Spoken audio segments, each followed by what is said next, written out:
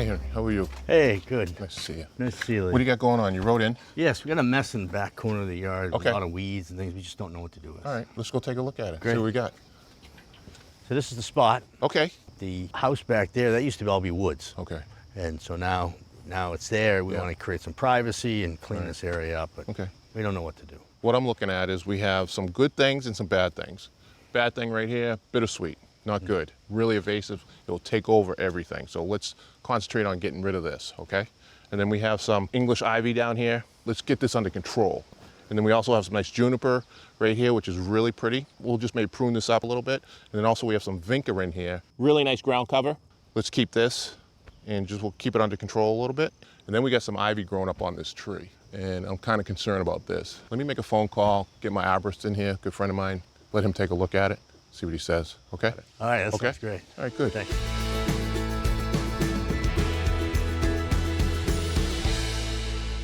Henry, this is Brandon Mobley. Hey, Henry, He's the very arborist. nice to meet you. So I understand you have a tree that you're concerned about.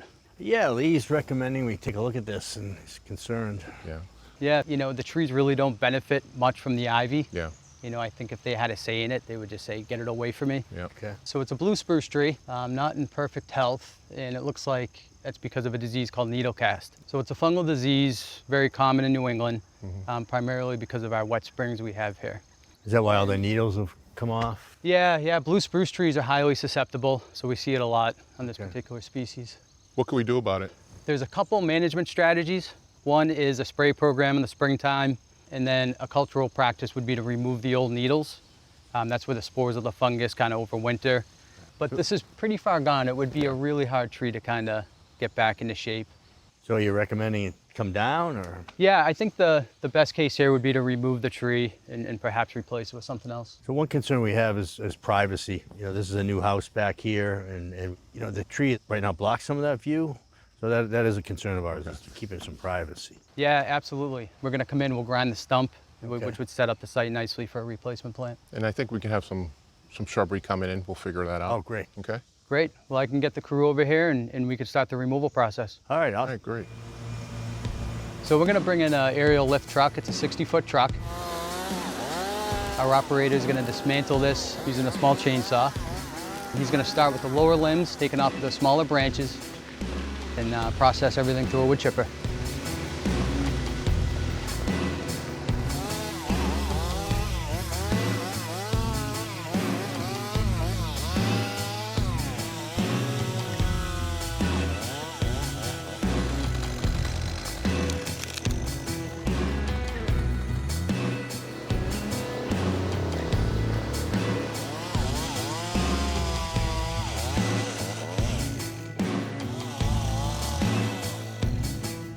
So once we get the tree removed, we're going to have a stump there. Stumps can be an eyesore or even a tripping hazard. In this case, we're going to grind the stump so we have the ability to put new plants in.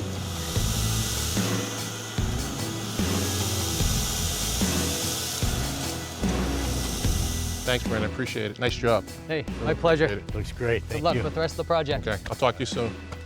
You and me now. Got to go to work. So let's get rid of this stump grinding.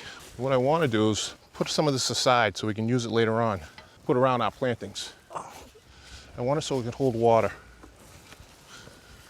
I think we're good there. All right, so I want to attack the bittersweet, okay? And I think the way to do it is let's cut it and then we'll use these forks. This is a nice fork. It's a 4-prong fork, okay? Loosened up the soil and then you can pull the root out. Because if we just pull the plant out, you're not going to get all the root out. So I want to get all the root out, okay? Good root system, huh? Yeah. How you doing over there? Good. This one's coming.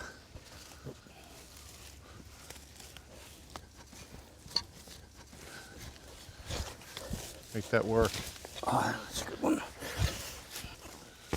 Perfect. Oh, that was good. I got it. A lot came off that one. Yeah, tree. that's a lot right there. That's what we're looking to get out of here. So we got to keep an eye on this in the future. Yeah, this is incredible. Yeah. Let's get this ivy. What I want to do is just pull it hard. It's like 20 years overgrowth. That's perfect.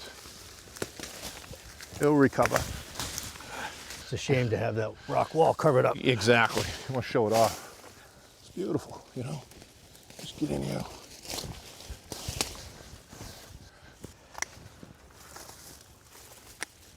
So on this juniper, so I want to just prune it back real lightly. All You know right. what I mean? Just to show the wall off and get some more daylight in there for it. And just do some select cutting. How often do you have to do this? Every spring? These are slow grower, so you probably wouldn't have to touch this for another 2 years, 3 years. Really slow grower. So you'll be back in 2 years? Yeah, I'll be right back. Look at that. See, that looks a lot better. Okay, so the weeding's all done. So I think we're ready to put some plants in the ground. These are called PJMs, rhododendrons. The reason why I did, because we have one on the property right there behind us. So I'd like to use this one and that one and put them up here and stagger them a little bit. They'll grow to how big? It all depends on if you do some maintenance on them. You can keep them at the size that you want, but they'll grow big. They'll grow, 10, 15 feet tall. You can cut them back every year. Yes, you can. Correct. When we dig the holes, we're going to do the same depth as the container, but double the width. Okay, all right. You don't have to put any fertilizer or anything like that? No, I don't think we need to do that right now. It's getting kind of late in the season. This is great soil. It is good soil. What would you do if it wasn't? I would come in with compost. A nice compost mix would be great. It should. There we go. Oh, Look at that. Comes right it out. looked bigger in the pot. Yeah, it does, doesn't it? So what I want to do is just see how it's it's not too bad. This one's not bad, but they get root bounce. I want to just scratch up the whole thing. It's a healthy looking plant. Yeah, this one's good. All I'm going to do is scratch this up, and the roots will want to go out.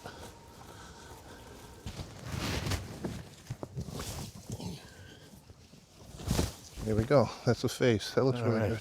Henry, let's grab the hose and let's give it some water first. All right.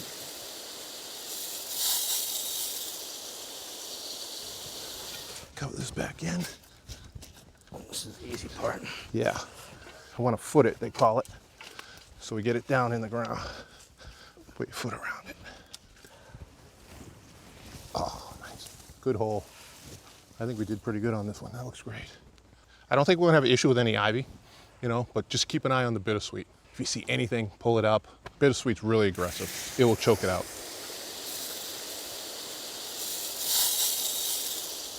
So what I want to do is use these chips that we had from the grinds, and this will hold the water.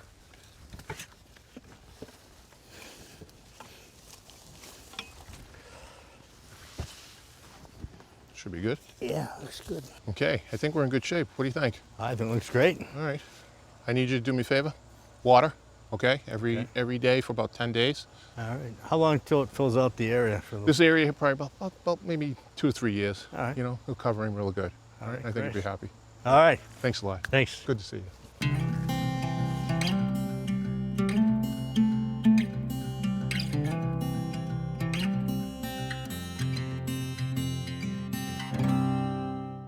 Thanks for watching. This Old House has got a video for just about every home improvement project, so be sure to check out the others. And if you like what you see, click on the subscribe button to make sure that you get our newest videos right in your feed.